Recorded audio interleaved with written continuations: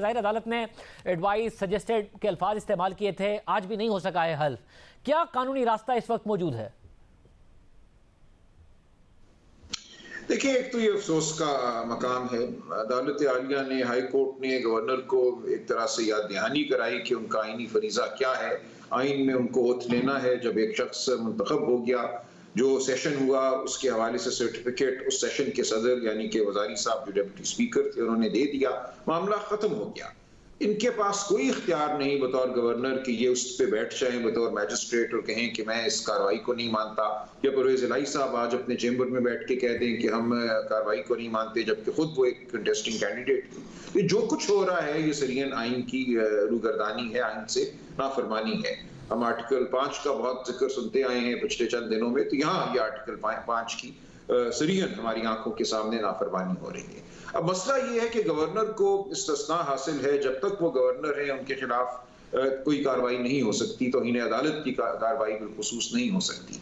इसलिए अदालत ने उनको एक तरह से एक बड़े मोतबर अंदाज में उनके ओहदे का लिहाज करते हुए उनको याद दहानी कराई। अब वो नहीं उस बात को मान रहे, तो जब वो गवर्नर नहीं रहेंगे तो उनके खिलाफ कार्रवाई हो सकती है। उस वक्त देखा जाएगा कि जो आर्टिकल 5 की रूगर्दानी हुई, क्या ये आर्टिकल 6 की कार्रवाई बनती है या नहीं बनती, और उस वक्त देखा जाएगा कि क्या ऐसा कोई हुक्म था अदालत का जिसकी उन्होंने नाफरमानी की, जिसके हवाले से तौहीन अदालत की कार्रवाई भी उनके खिलाफ की जाए। ये मामला अब 10-15 दिन का है, क्योंकि 25 दिन थे सदर के पास उस मशवरे पर बैठने के जो वजीर आजम साहब ने उन्हें दिया था इनको हटाने के हवाले से, गवर्नर साहब को हटाने के हवाले से।